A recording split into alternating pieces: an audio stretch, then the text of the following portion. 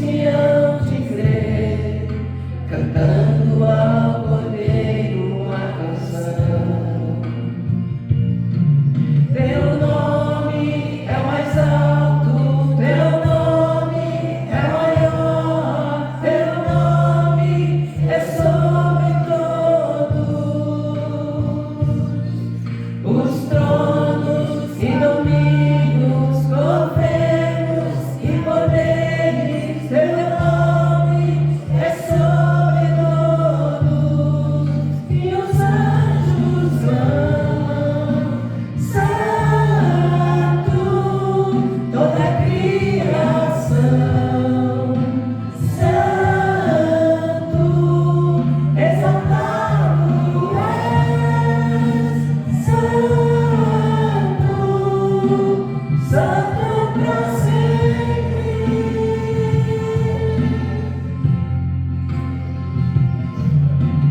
Quem foi perdoado e redimido foi, cante ao Cordeiro uma canção. Aquele que é livre e leva o seu nome, cante ao Cordeiro uma canção. Cantaremos para sempre, amém. E os anjos clamam: Santo, toda a criação. Santo, exaltado és. Santo, Santo pra sempre. E teu povo canta: Santo, Senhor, Rei dos Reis. Santo, tu sempre serás. Santo, Santo pra sempre. Tu sempre serás. Santo, Santo pra sempre.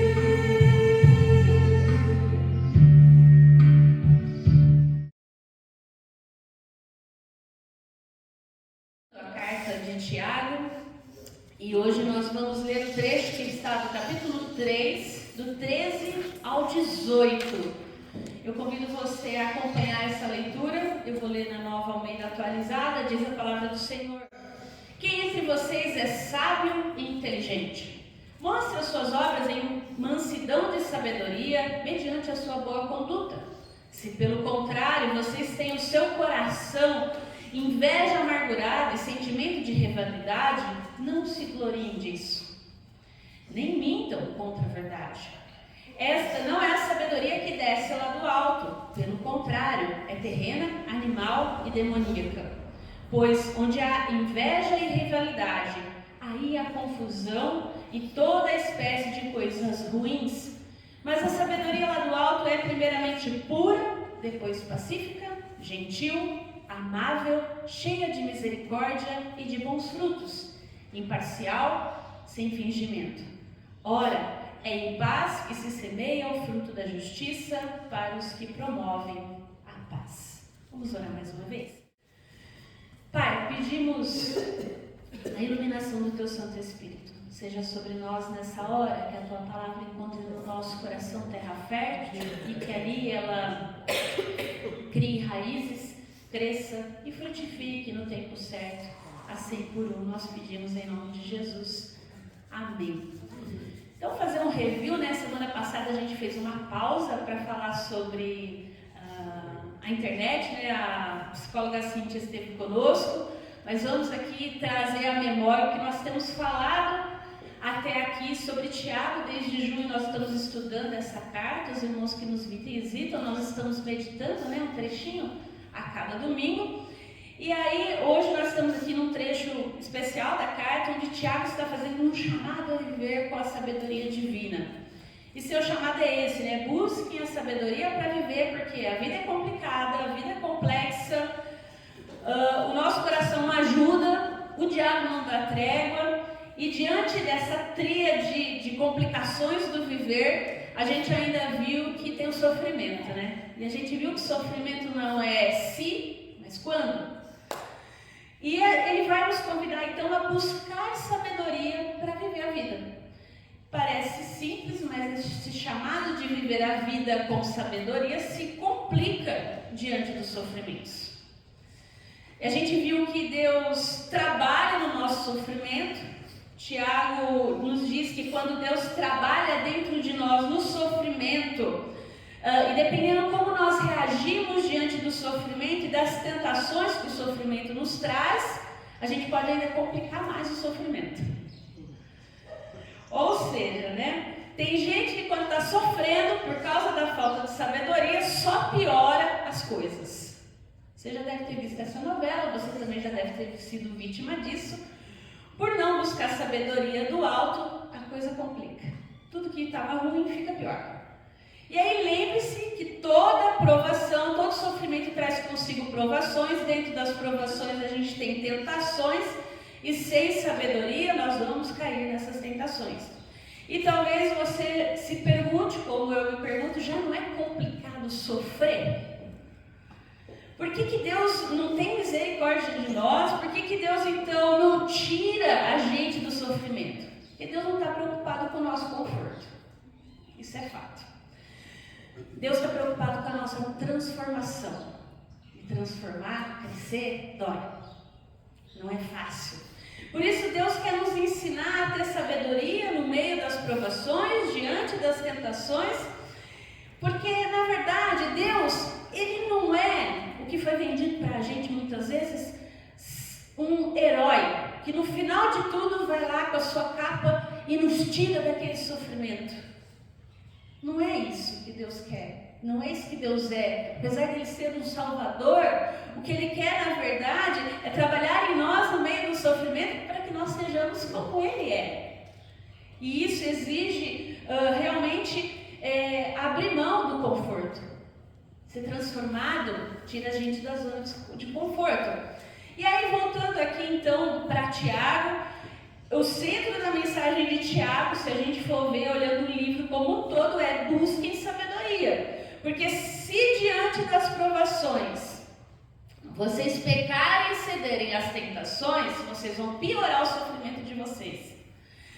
Lembre-se que Tiago alerta para 3 áreas da nossa vida que são complicadas de lidar, que a gente viu nos domingos anteriores. A tentação do ouvir, ou seja, a área da obediência a Deus.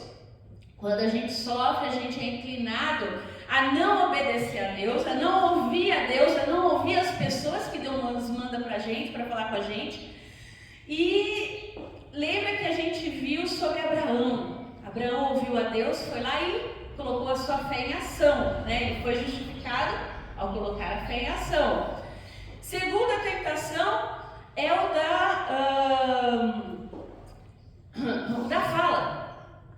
Essa aí a gente viu bastante, né? No capítulo 3, que é o comecinho, quando a gente sofre, a nossa boca, a nossa língua tem a tendência de incorporar a serpente do Éden e a falar o que não deve, né? Fala de orgulho, fala que fere, porque afinal eu estou sofrendo e eu estou no direito de falar. Eu falo o que eu quero, o problema é dos outros que está aí para ouvir, é assim, acabou. Tiago vai dizer que isso é ceder a tentação da fala. E tem uma outra tentação que a gente vai ver melhor a semana que vem, que está no capítulo 4, que é a tentação da ira. Quando eu sofro, eu fico irado, eu fico com raiva.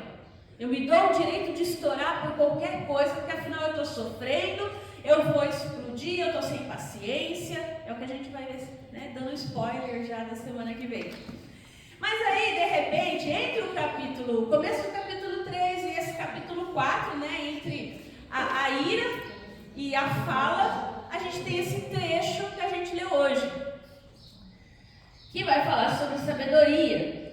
E o que Tiago vai falar pra gente, basicamente, né, é de 2 tipos de sabedoria. A sabedoria verdadeira, do alto e uma falsa sabedoria ou sabedoria de baixo. Eu vou usar aqui o termo sabedoria do alto e sabedoria de baixo, tá? Tiago, desde o início, ele está dizendo que existem dois caminhos diante da provação, do sofrimento, das tentações. Um que tem a aprovação com a sabedoria do alto e outro que tem a sabedoria de baixo. Basicamente é isso que ele está falando. Por quê? Porque é nessa ordem que a gente vai pecar. Ouvir falar, ter ou não sabedoria e irar-se. Basicamente é isso que ele está trabalhando. Por quê? Porque a gente muitas vezes, pode prestar atenção, você não quer ouvir, você fala o que quer, aí você tem que decidir, e você pode decidir e fazer as coisas com raiva, com ira. Então Tiago coloca essa questão da sabedoria num ponto estratégico da carta. Porque parece que ele muda de assunto, né? Ele estava falando da língua, que era veneno mortal, que isso, que aquilo. E depois ele vai falar de ira no capítulo 4 e de repente no meio ele fala sobre sabedoria. Às vezes a gente acha que os autores que escrevem as cartas mudam de assunto do nada, né? Mas ele não vai mudar a sabedoria.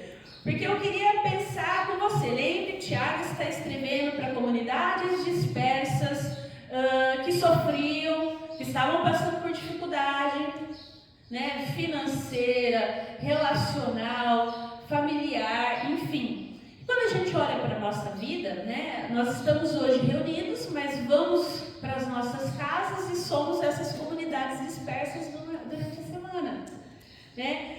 Onde nós estamos lá, o marido ou o marido e a esposa, os filhos, e pensando também hoje, né, como comunidade, como igreja, o que eu queria refletir com você a partir desse texto é com que tipo de sabedoria você está vivendo a sua vida. Você já parou para pensar nisso? A gente sabe que Deus cuida de tudo, de cada detalhe da nossa vida. O que a gente esquece é que Deus quer que a gente busque a sabedoria do alto para cada área da nossa vida.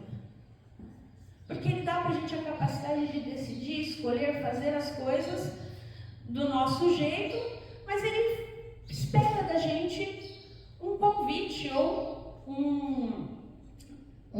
algo mais, né? Não só colocar em oração, mas pedir para Ele o quê? Sabedoria. Deus, me ajuda, me ensina, o que eu faço? Não sei se você já teve essa experiência de oração. E aí vamos olhar para o nosso texto então. O versículo 13, quando ele vai começar a falar então dessa sabedoria do alto, né, ele começa com uma pergunta. Quem é sábio tem entendimento entre vocês? Quem é inteligente? E eu queria lembrar que isso é uma pergunta retórica, tá? Porque aquele que falar eu tenho, já está complicado, né? Ou seja, não é uma pergunta para a gente responder, mas é uma pergunta para a gente refletir. A gente tem na Bíblia referências de sabedoria, a gente tem Daniel, Moisés, Elias, Davi, que foram homens sábios, a gente tem Ruth, Esther, Débora, Lídia, mulheres também sábias, que tiveram sabedoria e entendimento, né? Sabedoria e inteligência, mas afinal, então, o que é ser sábio e ter entendimento? E aí eu queria pensar com você que Tiago, ele está sempre pescando lá na sabedoria sapiencial de Provérbios, e aí entendimento é o conceito de Provérbios para discernimento. Discernimento em Provérbios é quando se antecipa precipícios. Basicamente é isso. Então, é saber quando o caminho vai dar ruim, como diriam os jovens. Sabe, você olha e fala, tem tudo para dar errado. Geralmente dá errado. Mãe e pai tem essa coisa assim, né? Não faz isso que... Aí o que acontece? Aquilo, né? Parece que você está profetizando, mas não é. É uma questão de enxergar e ver que alguns caminhos levam para abismos, para precipícios. Provérbios diz, o caminho do sábio é cheio de discernimento. Por quê? Porque ele antecipa o problema. Ele antecipa o que vai acontecer de ruim na vida. Basicamente é isso. E outra característica que Tiago traz de provérbio é que quem tem discernimento vai entender a natureza do problema. O tolo geralmente não vai saber nem a natureza do problema.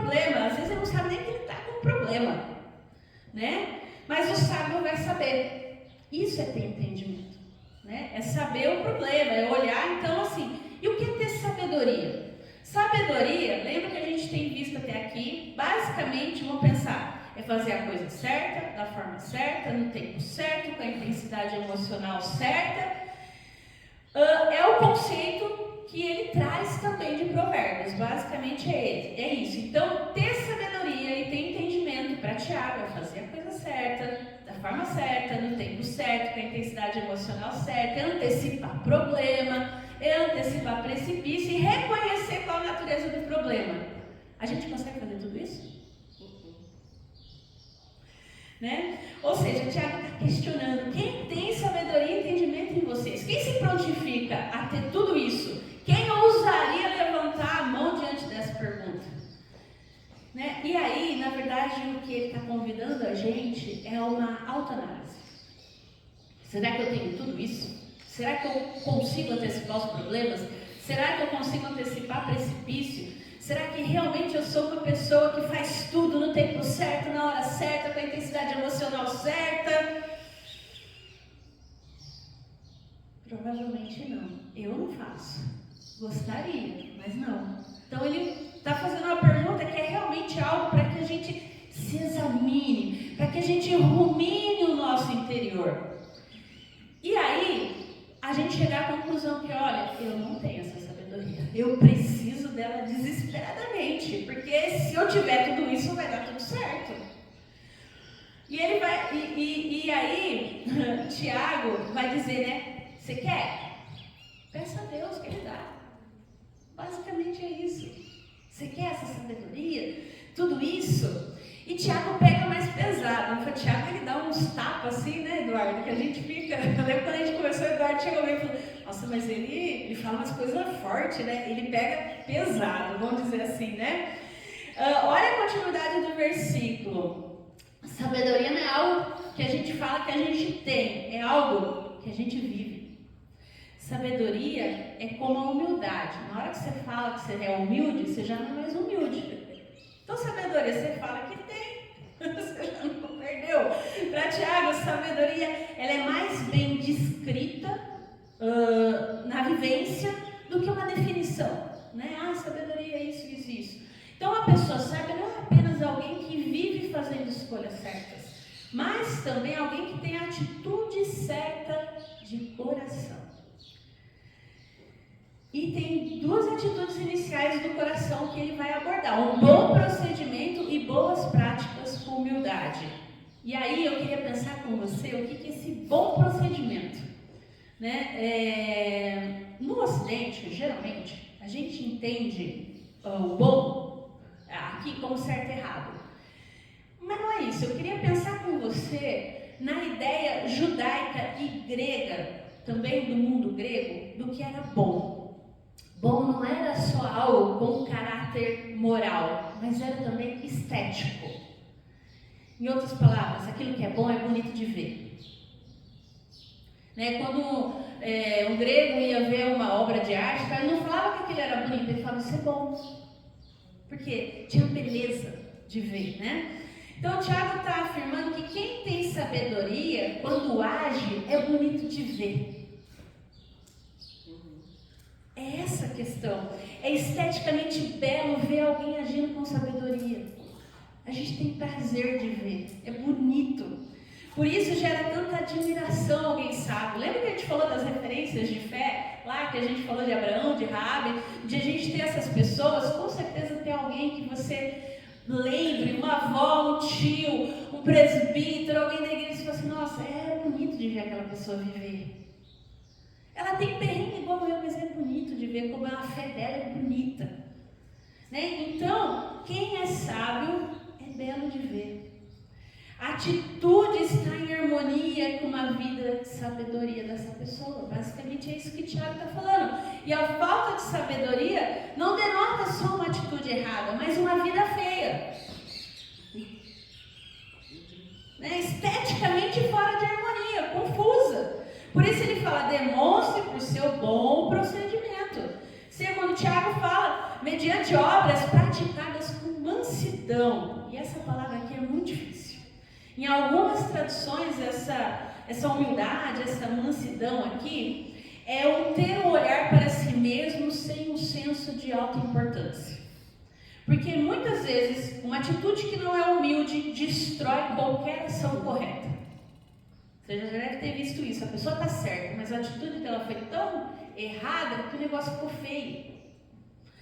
O que Tiago está dizendo é que quem é sábio começa com uma atitude de um olhar para si mesmo, sem um senso de importância, com humildade, com um senso de baixeza, vamos pensar assim.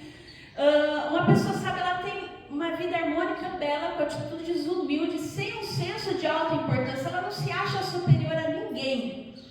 Ela não tem um olhar soberbo sobre si mesmo.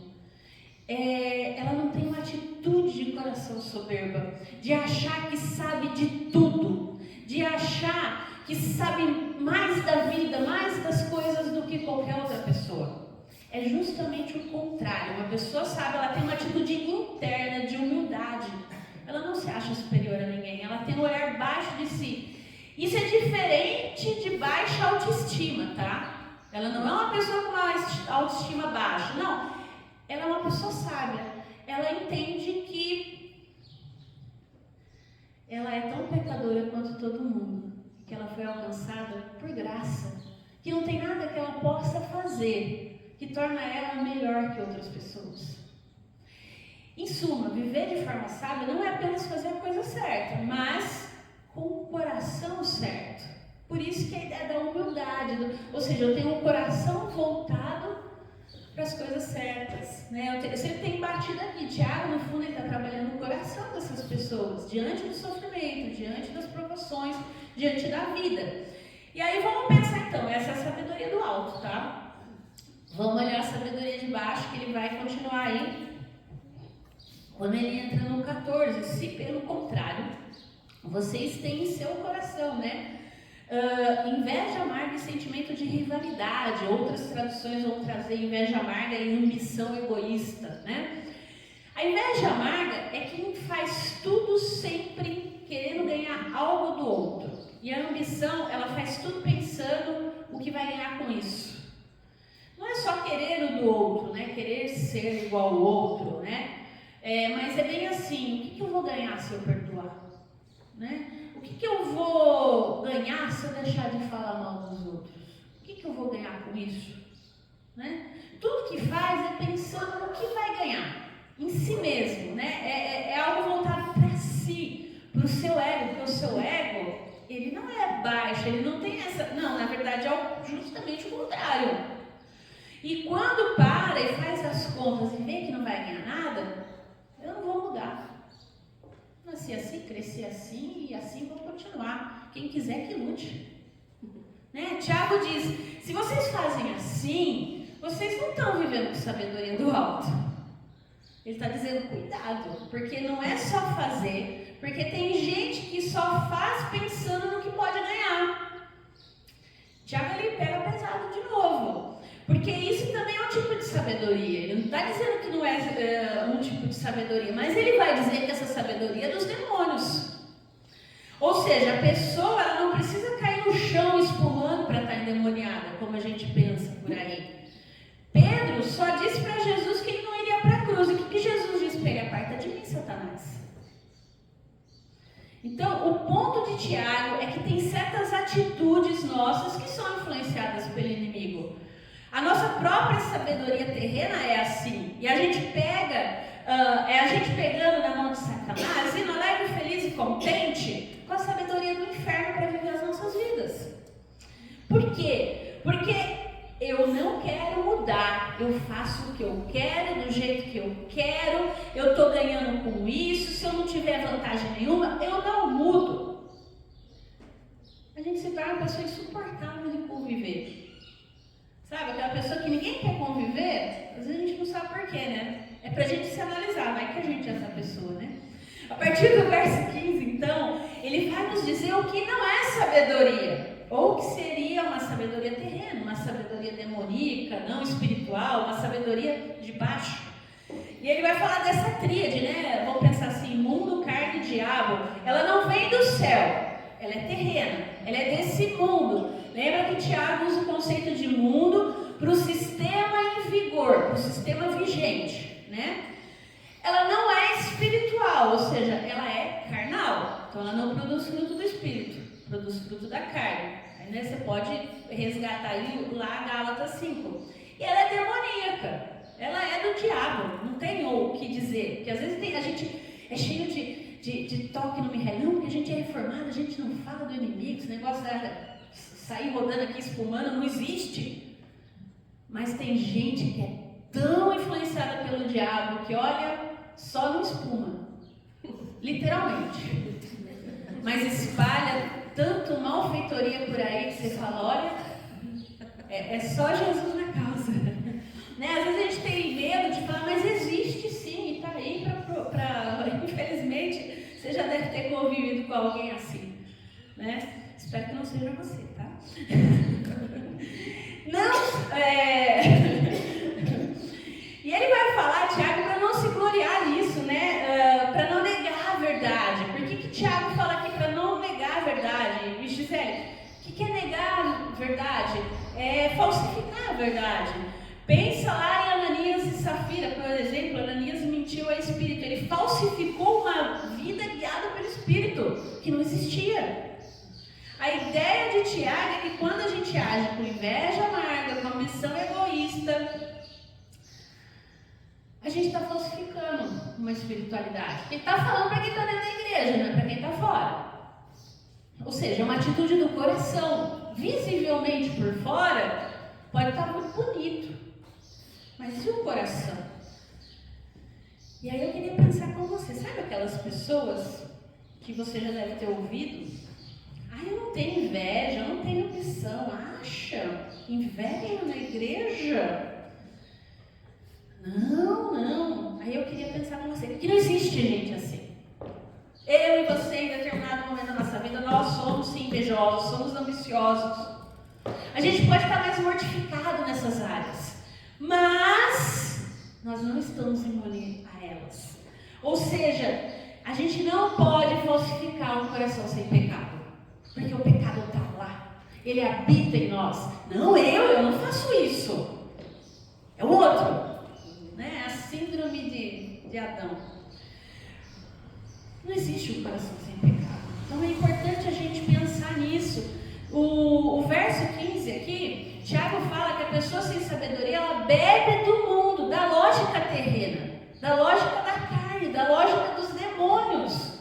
O verso 16 diz que onde há inveja e ambição, aí há confusão e toda espécie de males, todo tipo de desordem. Sem senso de autoridade. Essa é a marca da sabedoria de baixo. É uma vida bagunçada. É feio de ver. E eu não estou falando aqui que de repente em algum momento da sua vida algumas coisas estejam fora de ordem, porque às vezes acontece, a gente passa por uma crise no casamento, uma crise financeira, uma crise na igreja, uma crise interior, e algumas coisas vão sair do lugar. Eu estou falando de pessoas que têm realmente tudo bagunçado. Elas estão caminhando, elas estão buscando, mas assim, é uma coisa que não tem respeito. Não existe esse senso de que, olha, quem sou eu, de autoanálise? Jamais. A sabedoria de baixo, ela pode envolver fazer coisas erradas. Mas eu queria pensar com você que não necessariamente é fazer as coisas erradas, tá? Moralmente falando. Mas ela faz coisas mesquinhas. Ela pode estar fazendo o que é certo da forma errada. Como assim dizer? É feio de ver. Ela faz o que é bom, pensando só no que ela pode ganhar com isso. E depois de um tempo, a gente vê e a pessoa, o coração dela aparece, né? É inevitável. E aí eu queria pensar com você que Tiago nos exorta a viver por uma sabedoria do alto. No verso 17 ele ordena as coisas. A sabedoria do alto é antes de tudo pura. Ele vai voltar na sabedoria do alto porque ele não tem interesse em ficar também falando como que é a sabedoria de baixo, porque afinal, quando a gente pensa que é feia, que é cheia de inveja, que é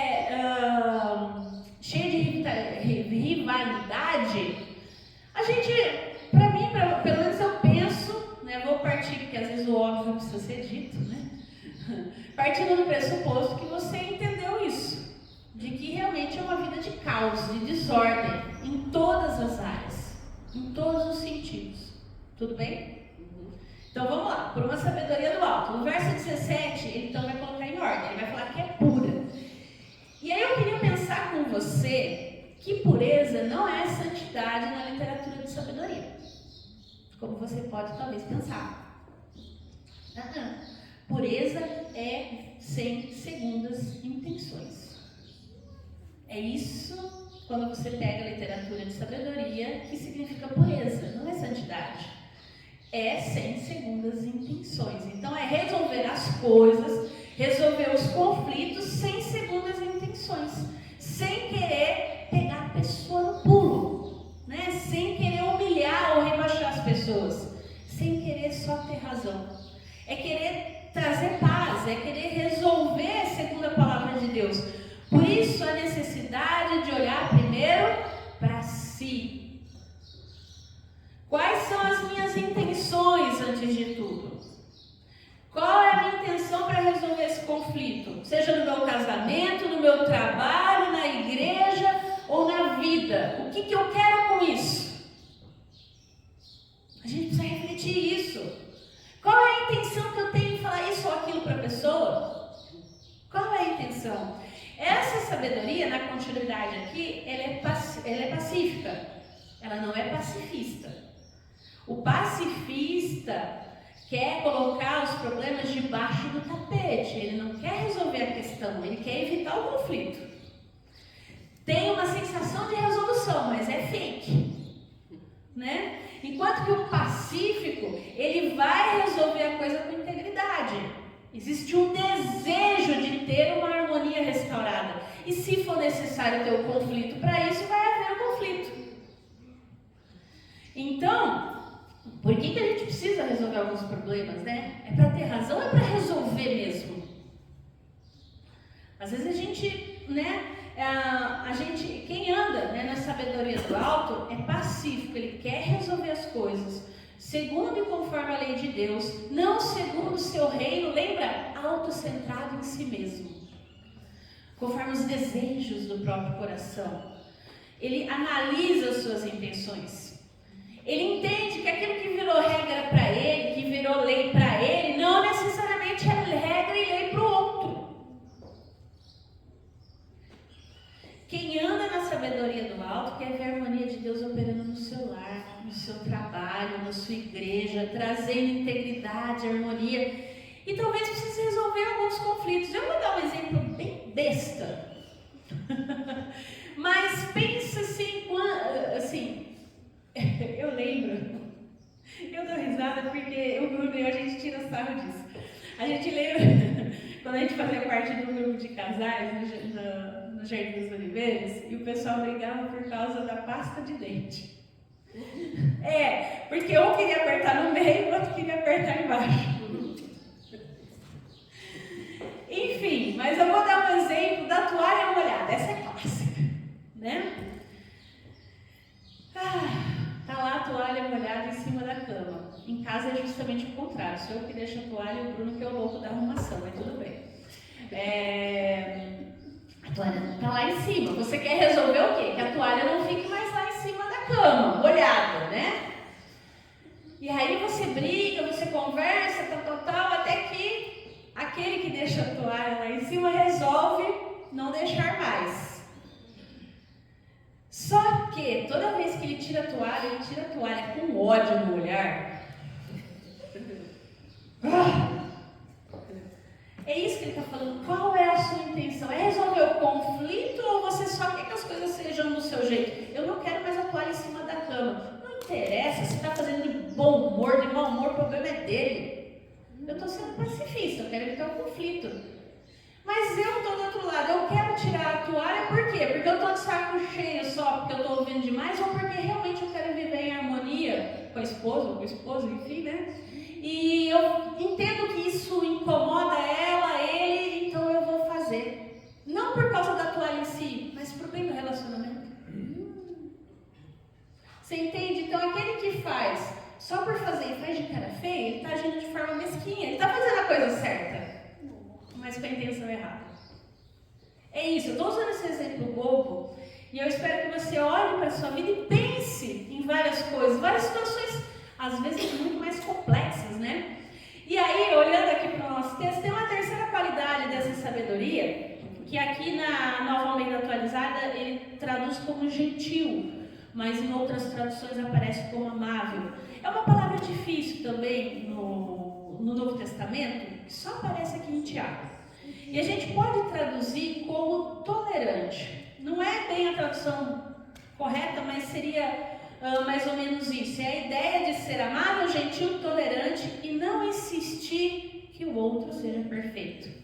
Pensa, eu vou resolver um problema com uma pessoa. Eu vou analisar as atitudes do meu coração. Eu quero trazer harmonia entre nós. E agora, eu não vou exigir que essa pessoa seja perfeita. Porque eu não sou. Ela também não vai ser. Quantas vezes a gente exige perfeição do outro? Quantas vezes? Enquanto nós não temos. E muitas vezes nós colocamos como barreira para resolver conflitos a exigência de que o outro não volte a repetir aquilo. Que ele seja perfeito. Eu só resolvo, a gente só vai parar com isso se você prometer que nunca mais você vai fazer a mesma coisa. A gente condiciona o perdão, a gente condiciona o relacionamento, a gente condiciona a vida. Se você fizer certo, Tiago diz que a pessoa sábia, ela não exige perfeição. Ela é amável com a outra. Porque ela entende, ela sabe que ela também não é perfeita. Então Tiago usa a palavra amigável também. Aqui em outras traduções está compreensível, complacente. Ou seja, é ser alguém também que está disposto a ceder. A pessoa que age com a sabedoria do alto, ela analisa e ela diz, olha, nisso eu posso ceder sim. Essa coisa, vou deixar de lado. Eu vou sofrer o dano, eu vou ceder. A pessoa com sabedoria do alto, ela sabe exatamente o que pode ceder, mas também o que é inegociável. O que não dá para ceder. O que que pode deixar de lado e o que não pode. E aí ele vai finalizar dizendo que essa sabedoria é cheia de misericórdia e bons frutos. É quando vê o erro do outro, você está disposto a levá-lo, a levantá-lo, né? E não terminar, na verdade, de afundar. Como assim, Gisele? Vou usar esse exemplo aí. Olha, você está disposto, então, ele chateia a toalha aí em cima. Você se importa se quando você deixar eu chamar a sua atenção, você não vai ficar sentido? Eu falo, não esquece a toalha. Ah, tudo bem, não vou, tudo bem, você me lembra, porque para mim é difícil. É ajudar o outro no erro dele. E isso é muita misericórdia. E aí não é empatia como a gente entende hoje, tá? Porque aí aqui a gente vai trazer um pouco da ideia de empatia da antiguidade. Porque a gente, o que é empatia? É empatia se colocar no lugar do outro. Você já ouviu isso, não viu? Mas no mundo grego, empatia, ela tem um conceito mais amplo. A empatia é entender o outro na complexidade de vida do outro. Não é se colocar no lugar do outro, porque você não é o outro, você nunca vai ser o outro. Você não sabe das contingências da vida do outro, por mais que você queira, por mais que você seja amigo íntimo, mas você não é outra pessoa. Então, é entender o outro e ter uma atitude positiva em ajudar o outro, em levantar o outro. Você errou nisso? Você está disposto a ter minha ajuda para não repetir isso? Vamos juntos. Então não é exigir perfeição, mas estar disposto a ajudar o outro se o outro quiser mudar. É entender o outro na complexidade da vida dele. Para ele, aquela toalha não é importante, mas para você é. E nesse resolver o conflito, se fazer entender e entender o outro também. Ser uma pessoa sábia, então, é resolver os conflitos da vida, do lar, da igreja, com a sabedoria do alto, com a sabedoria de cima. A ideia do bom fruto não é apenas uma coisa externa. Volto a bater aqui, é uma questão do coração. E ele finaliza dizendo que essa sabedoria do alto é apartidária. Ou seja, ela é imparcial, ela é sem fingimento, ela é sincera.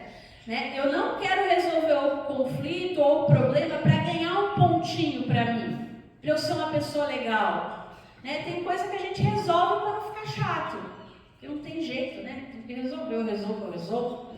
Às vezes isso é falta de sinceridade. Não, eu quero resolver porque eu quero resolver mesmo, deixar tudo certo, tudo em harmonia. Basicamente é isso. E aí, para a gente seguir para a nossa finalização, né, as consequências de viver pela sabedoria do alto. No verso 18 ele diz que é em paz que se semeia o fruto da justiça para os que promovem a paz. Aqueles que trabalham em favor da paz plantaram sementes de paz e agora usufruem dos frutos de harmonia, de justiça no lar, na igreja, no casamento, na vida, no trabalho. E quais são as consequências? Mais uma vez eu repito, não é a ausência de conflito, mas é resolver esses conflitos com a sabedoria do alto, semeando no meio das adversidades sementes de paz. Porque sim, os pacificadores vão desfrutar da paz. Por exemplo, né, vamos pensar naquele exemplo clássico, né? Os pacificadores, eles param as fofocas. Né? Fofoca não está na lista lá dos pecados que não pode, né? Então a gente pode. Né? Aí depois no final a gente fala, quem sou eu para julgar? Né? Esse é o atenuante. Mentira, é pecado do mesmo jeito. Mas o pacificador é aquele que pensa com essa sabedoria do alto, a hora que chega a fofoca para si, tá bom, ok. Não leva para frente. Não fica especulando. Né? Os pacificadores, eles escolhem o fruto da justiça. Eu vou usar só esse exemplo aqui para não me estender muito, mas eles vivem em harmonia não só para si, mas para os outros também. Né? Vamos pensar que parar uma fofoca não só te impede de pecar, mas faz com que outras pessoas sejam beneficiadas, porque às vezes é só fofoca mesmo. É só mentira inventada, não é verdade. Então, chegou até você, corta. Gisele, mas é difícil, eu sei que não é fácil. Mas esse é o desafio nosso, viver por essa sabedoria.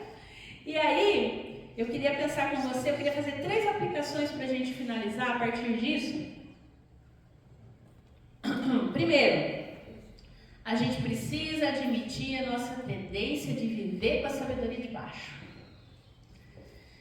Não é autocomiseração, tá? Tiago, ele quer que a gente chegue à conclusão que a gente não consegue fazer isso sozinho. Que a gente precisa de graça. Que a gente precisa de misericórdia. Todo dia. Experimentar a bondade de Deus todo dia. Olhar para si mesmo numa autorreflexão sincera, né? E olhar, isso aí é o diabo mesmo aqui, falando. Não, isso aqui sou eu que escolhi fazer desse jeito. E a partir disso, correr para os pés da cruz e pedir, Deus, me dá sabedoria do alto. Eu quero viver como o Senhor quer. Eu quero resolver os problemas do seu jeito. Eu não quero mais essa confusão. Me ajuda. Uma pessoa que vive pela sabedoria do alto também tem problema. A gente não é isento. Não é questão sim, mas quando vai ter sofrimento, porque vai ter sofrimento. A vida não é fácil. Ela não vai deixar de ser fácil porque a gente aceitou Jesus, porque agora a gente se diz que é crente. Ao contrário, só dando spoiler, vai ficar mais difícil. Por quê? Porque agora você vai começar a entender e ver os seus próprios pecados, e aí a coisa vai ficando mais complicada, porque aí você vai ter que lutar dentro de si com as coisas que antigamente você nem percebia. Então, essa pessoa que busca essa sabedoria, ela busca viver com humildade, ela reconhece seus erros, e ela sempre vai viver em favor da paz. E se você quiser viver pela sabedoria do alto, primeiramente, você precisa fazer esse movimento interno. Se a gente não se autoanalisar, não se colocar diante do espelho e perguntar quem sou eu diante desse conflito, diante da vida, diante das dificuldades, o que eu quero com isso, não vai resolver. Segundo, nosso problema não é a disponibilidade de sabedoria, mas a nossa falta de paixão em buscar. É isso mesmo. Provérbios 1:20 diz que a sabedoria clama nas ruas, que ela clama na entrada da porta, mas ele não diz que a sabedoria clama dentro de casa. Porque dentro de casa você tem que convidar ela para entrar. A gente precisa ter paixão em buscar sabedoria, em querer ser salvo. Salvo a gente é, graças a Deus, em nome de Cristo Jesus, mas a gente precisa querer essa sabedoria. Convidar ela para entrar na nossa casa, no nosso casamento, na nossa igreja, no nosso trabalho, na nossa vida, em tudo que eu faço. É só pedir. É só pedir. Tiago quer dizer que o problema não é a falta, então, de disponibilidade de sabedoria, mas a nossa tendência a querer resolver os problemas com a sabedoria de baixo. E por último, terceira, a sabedoria do alto nos encontra, ela é encontrada em uma única pessoa. Todas juntas, tudo isso que a gente falou aqui. Sabe quem? Em Jesus. Você sabe o que mais nos constrange diante disso? É que Jesus nos trata com essa sabedoria.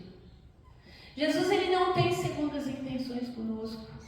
Jesus é compreensivo conosco. Jesus é cheio de misericórdia conosco.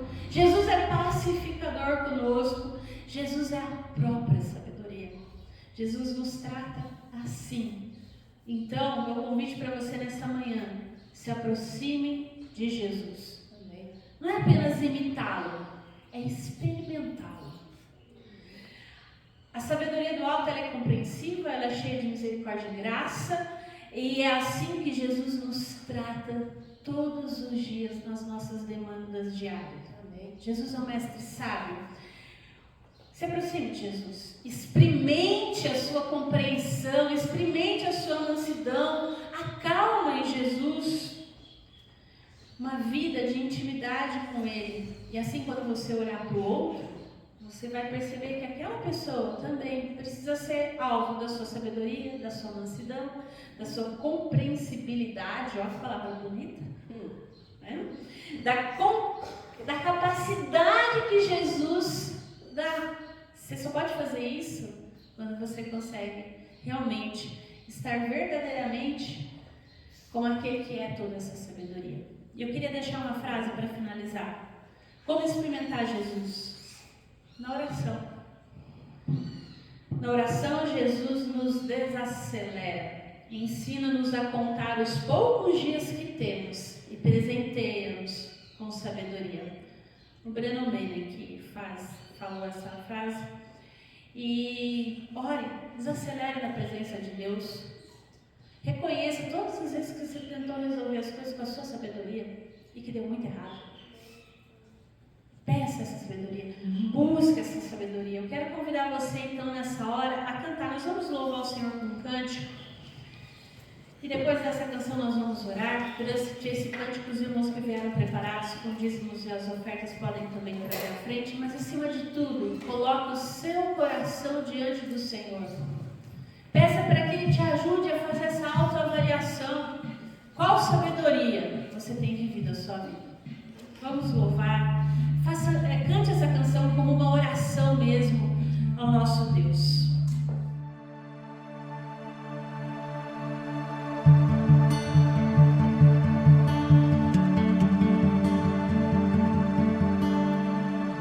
No início eras a palavra, com Deus Altíssimo.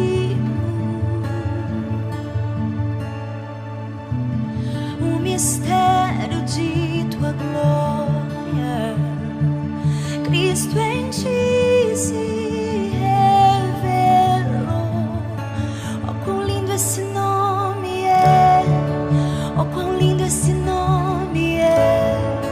O nome de Jesus, meu Rei. Oh, quão lindo esse nome é! Maior que tudo Ele é. Oh, quão lindo esse nome é, o nome de Jesus.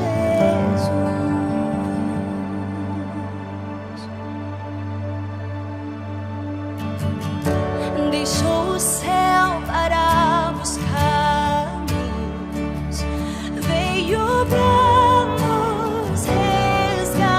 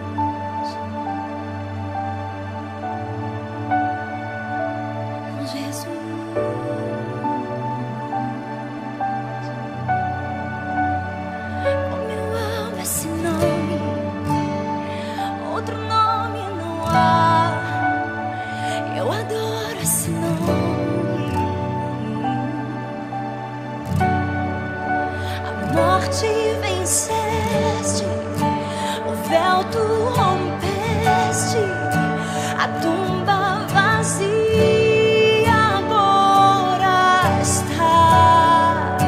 O céu te adora, proclama a tua glória, pois ressuscitaste, vivo estás.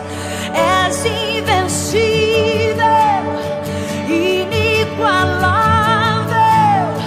hoje e pra sempre reinarás. Teu é o reino, tu é a glória, e acima de todo nome estás. Poderoso esse nome é, poderoso esse nome é, o nome de Jesus, meu Rei. Poderoso esse nome é, mais forte que tudo é. Poderoso esse nome é, o nome de Jesus. És invencível, inigualável, hoje e pra sempre reinarás. Teu é o reino, tu é a glória, e acima de todo nome estás. Poderoso esse nome é, poderoso esse nome é, o nome de Jesus, meu Rei. Poderoso esse nome é, mais forte que tudo é. Poderoso esse nome é, o nome de Jesus. Poderoso esse nome é, o nome de Jesus. Poderoso esse nome é, o nome de Jesus. Senhor, nós te pedimos perdão nessa hora, Pai, pela nossa falta de buscar sabedoria, Senhor. Pedimos que nos ajude a viver de acordo com a sabedoria do alto, Pai. Admitimos que com a nossa própria sabedoria fazemos besteira, pecamos e vivemos uma vida feia, Deus. Ajuda-nos, Pai, a nos aproximarmos de Jesus, a experimentarmos Jesus, a experimentarmos a sabedoria dele na nossa própria vida, cada dia mais e mais, ó Deus. Nós não queremos, Pai, tratar os outros e os conflitos da vida com a sabedoria de baixo, ó Deus. Ajuda-nos, Pai, a sermos compreensivos, a termos intimidade contigo, a experimentarmos, ó Pai, a tua compreensão e assim sermos compreensivos com os outros, ó Pai. O Senhor não exigiu de nós perfeição. Assim, Pai, que nós não exijamos isso dos outros. O Senhor veio, o Senhor transformou a nossa vida, mudou quem nós somos, nos resgatou. O Senhor se apresentou como um mestre manso e humilde. Nós queremos experimentar, Pai, da tua pureza, sem segundas intenções, sem falsificar, ó Pai, a nossa espiritualidade, sem falsificar, ó Deus, a nossa fé. Sem o Senhor nós nada podemos fazer, Pai. Se não for pelos feitos maravilhosos da tua graça em nós, seja conosco, ó Deus. Opera nos nossos corações, Senhor, porque o nosso coração é pecaminoso. Ele facilmente vai pela sabedoria de baixo, facilmente é influenciado pelo inimigo, facilmente escolhe os caminhos que levam para longe de ti, Senhor. Pai, que nós possamos viver a tua sabedoria, a sabedoria que vem do alto, Senhor. Nós te agradecemos porque até aqui o Senhor tem nos sustentado. Agradecemos, Senhor, pelos dízimos, pelas ofertas, por cada irmão que pôde aqui ofertar, ó Deus. Eu te louvo e te agradeço, ó Pai, também pelo aniversário do Eduardo, que foi essa semana, que o Senhor continue abençoando e derramando sobre ele bênçãos sem medidas, de saúde, de graça e de sabedoria. Pedimos também, ó Deus, pela Donizete, pela Terezinha, que comemoraram bodas, que o Senhor seja sobre eles também. também, Senhor, dando sabedoria no casamento, Senhor, fortalecendo a vida e a união deles, ó Pai. Clamamos mais uma vez, ó Deus, pela saúde da Valerinha, pedimos, ó Deus, pela Geise, pedimos pelo Roberto, pedimos pela vida da Osana também. Senhor, cuida desses queridos que estão nesse momento enfrentando problemas de saúde, sustenta, fortalece também, Senhor, aqueles que cuidam deles, que eles possam levar, ó Pai, a vida, esse cuidado com leveza, que o Senhor cuide deles, que o Senhor os sustente. E tudo aquilo, Senhor, que nós não verbalizamos, mas que o Senhor sonda e conhece do nosso coração, nós colocamos diante de Ti através da oração que o Seu Filho Jesus nos ensinou, dizendo: Pai nosso, que estás nos céus, santificado seja o Teu nome. Venha o Teu reino, seja feita a Tua vontade, assim na terra como nos céus. O pão nosso de cada dia nos dai hoje, perdoa as nossas dívidas, assim como nós perdoamos aos nossos devedores. E não nos deixes cair em tentação, mas livra-nos do mal, pois Teu é o reino, o poder e a glória para sempre. Amém. E que a graça do nosso Senhor e Salvador Jesus Cristo, o amor de Deus o Pai e a presença amiga e consoladora do Espírito Santo estejam com vocês hoje e sempre. Amém.